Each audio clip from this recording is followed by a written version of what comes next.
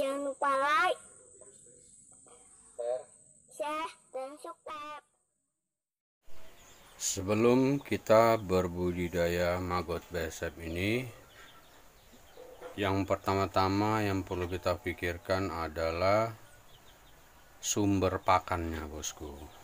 Itu sangat penting sekali agar kedepannya kita tidak kewalahan dengan pakan apa yang akan kita berikan untuk maggot-maggot kita, bosku. Dan yang kedua adalah wadah atau tempat dari maggot-maggot kita, bosku, seperti biopon pembesaran, biopon migrasi, bahkan rumah-rumahnya, agar terhindar atau terlindung dari hama-hama seperti ayam, tikus, semut, dan yang lain-lain, bosku. Jadi intinya itu, bosku, yang terutama pakan, bosku. Yang kedua adalah tempat. Itu sangat penting sekali, bosku. Jadi kita tidak boleh asal-asalan saja mau ternak budidaya maggot BSF tapi kita belum menyediakan tempat serta pakan apa yang akan kita berikan kedepannya untuk maggot-maggot kita, bosku. Oke, bosku, kita lanjut ke video berikut ini.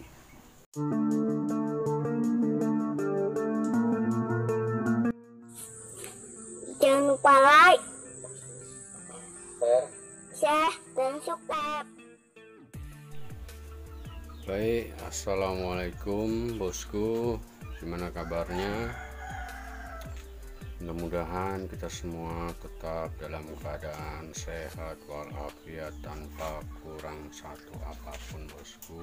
Alhamdulillah, hari ini saya akan upload video atau buat video tentang maggot-maggot saya, bosku, yang setiap harinya maggot saya ini, bosku, saya beri pakan limbah kerak gorengan yang sudah saya olah atau saya campur dengan air dan didiamkan selama 30 menit. Otomatis limbah gorengan yang tadinya keras atau kerak gorengan yang tadinya keras akan berubah menjadi seperti bubur, bosku. Nah, ini dia bisa dilihat, bosku. Ini buktinya bahwasanya maggot-maggot saya sangat senang sekali dengan limbah kerak gorengan yang saya berikan, bosku. Tuh bisa dilihat, bosku, ya. Ini tebar padat, bosku. Ini ada kisaran sekitar telur 30 gram nih, bosku, di biopon sebesar ini saja, bosku. Nah, ini dia intinya. Ini adalah biopon anti kabur nih, bosku. Ini sistem kanopi, bosku. Bisa lihat ini dia. Jadi maggotnya nggak bisa kabur nih, bosku. Nah, begitu saya cukup mudah sekali mengembangbiakkan maggot-maggot saya dengan cara tebar padat seperti ini, bosku. Dan saya tidak perlu khawatir maggot saya akan kabur. Jadi intinya, bosku, biopon sistem yang saya buat ini bisa dibilang ini adalah biopon yang sangat efektif untuk menghindari agar maggot kita tidak kabur, bosku. Walaupun di biopon sebesar ini kita bisa tebar sebanyak 30 atau 40 gram, bosku. Nah, ini adalah biopon pembesaran, bosku. Ini biopon pembesaran. Ini maggotnya saya khususkan untuk pakan ayam-ayam saya dan ikan-ikan saya, bosku. Jadi ini tidak saya khususkan untuk migrasi, bosku. Bisa lihat, bosku, ya. Ini maggot sudah siap panen, bosku. Setiap harinya udah saya ambil untuk pakan ayam-ayam saya, bosku. Nah, dia, bosku, bisa lihat dia sangat senang sekali dengan limbah gorengan. Dan itu ada sedikit buah jambu, bosku, yang saya dapatkan dari penjual rujak di sekitar rumah saya. Itu adalah limbah dari buah-buahan, sisa buah-buahan dari penjual rujak, bosku. Nah, oke, bosku, kita lanjut di biopon yang ini, bosku. Sama nih, bosku, ini adalah biopon pembesaran anti kabur juga nih, bosku, sistem kanopi. Bisa lihat, bosku, ya. Nah, untuk lebih detailnya bisa, bosku, lihat di video saya sebelumnya. Itu bisa bosku lihat di situ cara pembuatan biopon anti kabur ini bosku. Oke bosku, kita lanjut ya bosku. Ini adalah maggot umur sekitar 1 minggu mulai dia menetas bosku. Sama bosku, ini tebar padat bosku, bisa lihat bosku ya. Nah, ini tuh bosku, sangat banyak sekali bosku.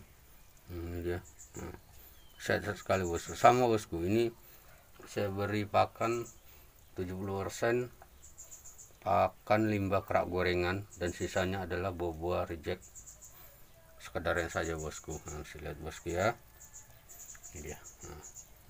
Wow, sangat sehat sekali maggotnya bosku, walaupun medianya bercampur dengan minyak, tapi tidak masalah bosku, maggotnya tetap sehat-sehat sekali bosku.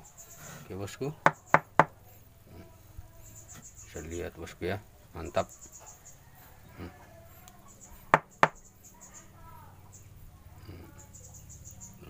Luasannya cukup banyak sekali bosku. Ini telur sebanyak 40 gram nih bosku, saya buat di sini. Sangat banyak sekali bosku. Dan di biopon juga saya tidak perlu khawatir maggotnya kabur bosku. Alhamdulillah cukup efektif. Dan ini adalah baby maggot berumur 2 hari mulai dari dia menetas bosku. Ini nanti setelah umur seminggu baru saya pindahkan ini bosku. Ini adalah telur sebanyak 20 gram bosku. Saya letakkan di wadah ember seperti ini saja bosku. Intinya kalau masih baby maggot dan masih di dalam media ember seperti ini, kita harus lebih rajin memberi taburan dedak di sekeliling ember ini bosku, atau wadah ini, agar baby maggotnya tidak pada kabur bosku. Nanti setelah 7 hari baru bisa kita pindahkan ke biopon seperti ini bosku. Oke bosku, kita lanjutkan dengan biopon migrasi saya. Oke, kita lanjut bosku. Ini biopon migrasi yang pertama saya bosku. Ini juga cukup lumayan padat bosku, bisa lihat bosku ya. Nah, itu dia bosku. Ini juga saya berikan, bisa dilihat bosku, itu limbah kerak gorengan. Dengan media basah atau becek seperti ini bosku, di biopon migrasi seperti ini peripupanya otomatis akan lebih cepat migrasi bosku, karena memang dia atau peripupa pada umumnya tidak suka dengan media becek seperti ini bosku. Dia otomatis akan migrasi kemari bosku. Bisa lihat bosku ya, migrasi ini sebagian udah. Tadi sudah saya kutip cukup banyak sekali bosku peripupanya ini bosku. Ini adalah sisanya saja bosku. Bisa lihat bosku ya. Intinya limbah gorengan sangat baik untuk pakan-pakan maggot kita bosku. Bisa dibilang adalah pakan alternatif bosku. Kenapa saya bilang pakan alternatif? Dengan adanya limbah kerak gorengan ini bosku, jadi saya tidak perlu setiap harinya mulung atau mencari buah-buah reject atau sayur-sayur reject yang ada di sekitar daerah kita. Saya cukup mengumpulkannya dari para penjual gorengan bosku. Per 2 hari sekali saya bisa mendapatkan kerak gorengan ini sebanyak 20 kilo bosku. Saya bayangkan bosku, sudah sangat mencukupi sekali, dan saya tidak perlu khawatir kekurangan pakan untuk maggot-maggot saya bosku. Ini juga biopon migrasi bosku, bisa lihat tuh maggotnya.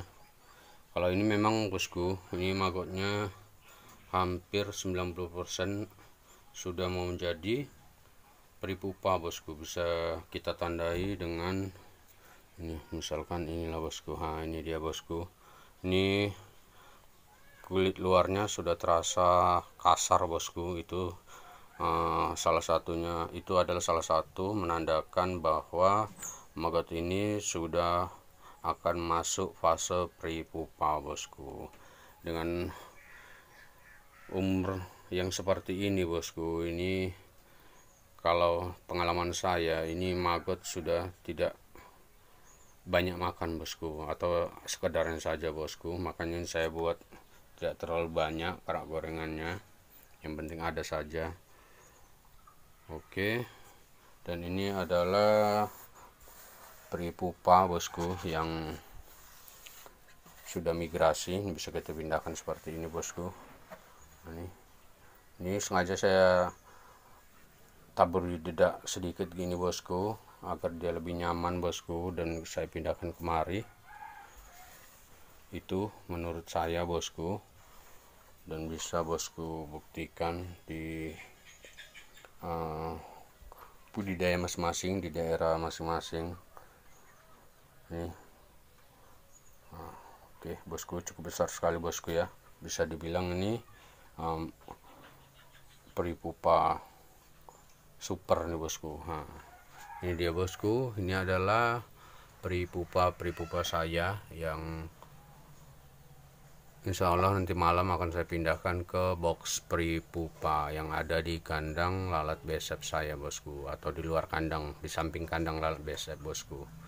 Nah, ini ada kisaran 2 kilo bosku, lumayan lah bosku untuk menjaga siklus agar tidak terputus bosku. Jadi intinya kita piara atau budidaya maggot besep ini, sebelum kita budidaya maggot besep ini, kita harus pikirkan yang pertama bosku, pakannya dulu bosku. Nah, kalau soal mengembangkannya sangat mudah sekali bosku, tapi kita harus memikirkan pakannya terlebih dahulu bosku. Seandainya kita beli telur 20 gram dan kita tetaskan, oke lah, di fase dia masih menjadi baby maggot, kita mungkin belum kewalahan untuk memberi pakan dari baby maggot kita bosku. Bahkan media penetasan yang kita buat pun itu adalah salah satu sumber pakan untuk baby maggot kita bosku. Nah, kedepannya bagaimana bosku agar budidaya kita bisa berjalan aman, lancar, dan terkendali? Salah satunya ialah yang pertama harus kita pikirkan pakannya bosku, pakan untuk maggot kita, agar kedepannya kita tidak kesusahan atau terkendala soal pakan untuk maggot kita bosku. Makanya saya alhamdulillah mendapat sumber pakan maggot saya ini adalah limbah kerak gorengan yang sudah berjalan hampir 2 bulan. Saya berikan limbah kerak gorengan ini ke maggot saya, dan alhamdulillah maggot saya sangat suka sekali, dan bisa saya tandai dengan perkembangbiakan yang sangat bagus untuk maggot saya. Tidak ada kendala, bahkan tidak ada yang mati atau keracunan atau gimana bosku. Alhamdulillah lancar, aman, dan terkendali bosku. Yang kedua, apabila kita mau berbudidaya maggot, ada baiknya kita sediakan tempat terlebih dahulu, tempat yang aman dari hama-hama pengganggu seperti ayam, tikus, semut, dan lain-lain bosku. Nah, itu harus kita pikirkan. Yang ketiga, kita harus menyediakan kotak seperti ini bosku, kotak migrasi atau biopon migrasi, atau juga biopon pembesaran seperti itu bosku. Dan seperti ini juga bosku, itu harus kita sediakan terlebih dahulu. Kita tidak boleh hanya menggunakan ember atau wadah yang seala kadarnya saja bosku, karena kedepannya apabila maggot kita sudah berkembang biak, memasuki masa panen atau memasuki fase menjadi peri pupa, itu otomatis bosku, apabila kita hanya menggunakan wadah-wadah seperti ember, wadah-wadah kecil, bukan kotak-kotak biopon seperti ini, itu otomatis akan merepotkan, dan sangat merepotkan sekali bosku. Kenapa? Itu otomatis maggot kita itu gampang sekali untuk kabur bosku, dan tidak mungkin setiap harinya. Oke lah, banyak yang bilang bosku, kalau maggotnya kabur udah tabur dedak itu beres. Kan nggak mungkin bosku, setiap hari kita mau tabur dedak di media maggot kita atau di ember-ember maggot kita. Otomatis setiap hari kita tabur, setiap hari ditabur, setiap hari tabur, ya jadinya pasti medianya lebih cepat penuh bosku. Nah, itu menurut saya tidak efektif bosku. Memang apabila maggot kita kabur dan kita tabur dedak atau bekatul, itu memang maggotnya kembali lagi ke wadah yang sudah kita sediakan, atau bisa dibilang itu maggotnya nggak akan bisa kabur bosku dengan kita menabur dedak. Tapi mau sampai kapan kita buat seperti itu bosku? Jadi menurut saya lebih baik bosku buat kotak biopon seperti ini bosku. Nah, ini adalah biopon pembesaran sistem kanopi bosku. Nah, sistem kanopi bisa dilihat ini bosku. Nah, ini kanopi seperti ini bosku. Ini dimasukkan topi. Nah, ini bosku. Untuk lebih detailnya bisa bosku lihat di video-video saya sebelumnya cara pembuatannya bosku. Nah, itu bahan-bahannya bisa kita manfaatkan, bahan-bahan yang ada di sekitar kita bosku. Oke, intinya kalau menurut saya memang bosku, sebelum kita budidaya maggot, yang pertama harus kita sediakan dulu tempat dan pakan apa yang akan kita berikan. Itu harus kita pikirkan bosku, karena nggak ada gunanya bosku kita budidaya maggot, kita beli telur taruhlah 10 gram bosku, itu harga standarnya 1 gramnya 5.000. Nah, berarti kita mengeluarkan uang sebanyak 50.000. Hanya kita letakkan di ember begitu saja, pasti kedepannya kita akan kerepotan bosku. Nah, kita tidak bisa maksimal lah bosku intinya. Nah, itu bisa lihat bosku ya, itu maggotnya berusaha untuk kabur bosku, tapi dia tidak bisa kabur bosku karena ada sistem kanopi seperti ini bosku. Jadi biopon sistem kanopi seperti ini kita buat di khusus untuk biopon pembesaran juga bisa bosku. Nah, jadi biopon pembesaran ini kalau bisa maggotnya kita khususkan untuk pakan ayam-ayam kita atau ternak-ternak kita bosku. Nah, dan untuk biopon migrasi juga saya buat seperti itu bosku. Ini sistem kanopi kan sama bosku. Nah, ini sistem kanopi keliling, cuma letter U saja bosku. Nah, letter U saja. Kalau yang bagian migrasinya tidak perlu dibuat bosku. Nah, kalau 1-2 maggot yang belum masuk fase peripupa, dia ikut migrasi nggak masalah bosku. Tinggal kita pindahkan saja lah bosku. Kalau sudah terbiasa nggak akan repot lah bosku. Intinya kalau biopon migrasi bosku, ini menurut pengalaman saya saja bosku, ini tidak perlu kita tebar terlalu padat bosku. Misalkan ukuran seperti inilah bosku, ini ukuran 1,20 meter kali 50 bosku. Ini saya tebar hanya sebanyak 10 gram telur saja bosku. Nah, saya tetaskan, baru saya masukkan ke biopon ini setelah umur seminggu. Udah saya biarkan saja, saya beri pakan sesuai dengan kebutuhan mereka.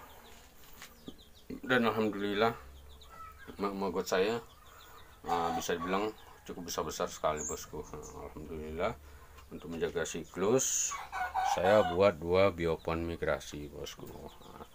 Jadi intinya sebelum kita budidaya maggot besek harus kita pikirkan terlebih dahulu pakan dan tempatnya bosku, agar kedepannya kita budidaya maggot bisa aman, lancar, dan terkendali bosku. Nah, ini adalah contoh bosku, ini adalah contoh pakan limbah kerak gorengan bosku. Habis lihat bosku ya, jelas bosku ya. Nah, ini sudah saya campur air bosku, sudah berubah menjadi lembek sekali bosku. Nah, ini lembek bosku ya, lembek dan berminyak, tidak masalah bosku. Bahkan maggotnya sangat suka sekali dengan minyak-minyak sisa dari limbah kerak gorengan ini bosku. Nah, ini untuk cara pengolahannya bisa bosku lihat di video saya sebelumnya bosku, ada itu cara pengolahan limbah kerak gorengan agar bisa menjadi pakan maggot. Bahkan ayam pun mau bosku, tapi tergantung bosku ya, tergantung kebiasaan. Kalau pelan-pelan kita setiap hari kita berikan sedikit demi sedikit untuk ayam kita, alhamdulillah kedepannya ayam sudah terbiasa untuk makan limbah kerak gorengan ini bosku. Dan ini dia adalah kulit semangka atau kulit-kulit buah-buahan yang saya dapatkan dari penjual rujak yang saya bilang tadi, bosku. Oke, ini bisa kita lihat, bosku. Ini adalah limbah kerak gorengan. Limbah kerak gorengan yang belum saya olah menjadi pakan maggot atau belum saya campur dengan air. Ini, bosku. Ini sangat bertekstur keras sekali, bosku. Bisa lihat, bosku ya. Nah, ini dia. Nah, ini cukup banyak sekali stok saya, bosku. Bos, bayangin. Nah, ini otomatis tidak sama sekali tidak berbau busuk, bosku. Nah, ini bisa dilihat, bosku ya, tidak berbau busuk, bosku, dijamin, bosku, karena saya sudah mengalaminya atau saya sudah mencoba. Ini sama sekali tidak berbau busuk maupun kerak-kerak gorengan atau ini pakan-pakan untuk maggot ini, bosku. Walaupun dia sudah seminggu 2 minggu sudah masuk biopon, itu sama sekali tidak berbau, bosku. Bahkan keuntungannya kita menggunakan pakan limbah kerak gorengan ini, bosku, ini bisa dibilang yang pertama, bosku, tidak berbau busuk sama sekali, bosku. Bahkan dia wanginya ya seperti gorengan saja, bosku. Nah, tidak mengganggu lah, bosku ya, kalau wangi seperti itu. Yang kedua, ini bisa dibilang, bosku, tidak meninggalkan 99% tidak meninggalkan kasgot, bosku, atau sisa pakan. Karena kalau kita memberikannya secara bijak atau secukupnya saja sesuai kebutuhan maggot kita, ini limbah kerak gorengan kita berikannya akan habis atau ludes dimakan oleh maggot-maggot kita, bosku, yang ada di biopon-biopon yang kita berikan. Nah, ini bisa dilihat, bosku. Nah, kan bisa, bosku, lihat itu sama sekali bisa dibilang sampah atau kasgot atau sisa pakan sama sekali tidak terlihat, bosku. Ini hanya ini, kalau yang ini adalah sampah dari sisa limbah rumah tangga dan limbah dari buah-buah reject. Nah, inilah sampahnya, bosku. Bisa dilihat, bosku. Jadi bisa bilang saya membersihkan biopon saya ini cukup seminggu sekali atau paling cepat pun 3 hari sekali, bosku. Itu pun saya sebetulnya tidak membersihkan, bosku. Istilahnya saya hanya membolak-balik media di biopon ini agar tidak terlalu panas, itu aja, bosku. Jadi untuk khusus membersihkan sebenarnya saya jarang sekali, bosku. Nah, jadi itu adalah keuntungan kita menggunakan pakan dari limbah kerak gorengan ini, bosku. Yang pertama bisa dibilang tidak berbau busuk sama sekali. Yang kedua, tidak meninggalkan kasgot yang cukup banyak, bosku. Bisa dilihat, bosku ya, ini habis nih, bosku, ludes dimakan oleh mau kita. Nah, oke, bosku, bisa dipahami. Mungkin cukup sekian video kali ini, insya Allah bermanfaat, dan jangan lupa tetap dukung channel Tangtok TV agar kedepannya Tangtok TV lebih bersemangat lagi membuat video-video yang lebih bermanfaat lagi, bosku. Oke, bosku, jangan lupa like, comment, share, and subscribe. Assalamualaikum warahmatullahi wabarakatuh.